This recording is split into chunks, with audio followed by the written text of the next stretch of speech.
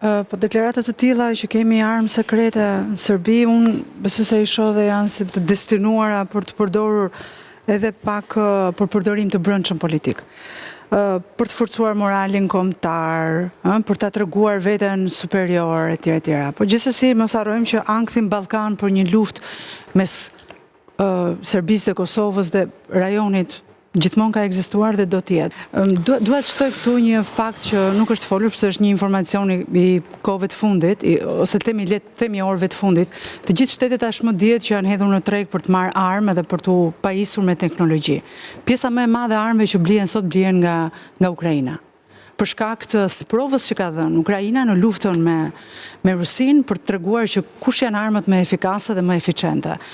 Shteti shqiptar në dijenin time ka marrë së fundmi një radar i cili do të shërbejë për le të themi nga ajri për perceptimin e të gjitha avioneve që mund të hyjnë në territorin shqiptar. Është radar franceze. Po, e kam marrë nga Franca. Ndërkohë, kontrata më e fundit që është vendosur... Qasku radarin që se di unë, do thoshe njëri, qasku dhe radarin? Ky është një radar ajror. Si është, le të themi është një nga ato më të mirat që ka në treg Franca, që është një perceptues i avionëve që mund të hyjnë në territorin shqiptar. Se deri më sot Është një diskutuar fare, po nuk besoj se është në nivelin e them më të lartë të mundshëm.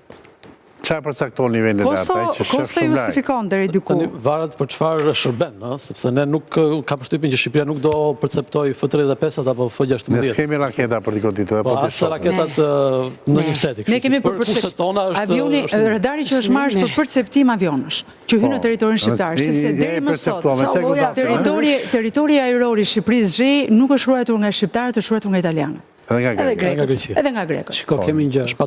Themi ruajtur, do të sqarojmë pak. Nuk është që është monitoruar. Kemi policim quhet policim ajror. Pra, e njëjta si kur shefat policimin lagje të dy policave që bën një patrullë dhe bën xhiro në lagje.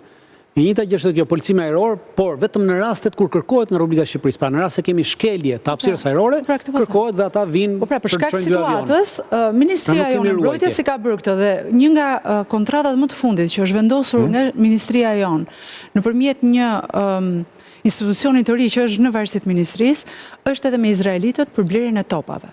Topa. Po. Okej. Do i quajmë me topa. Nga izraelitët çdo gjë që blen, këto dasin shenjë, kjo është e garantuar.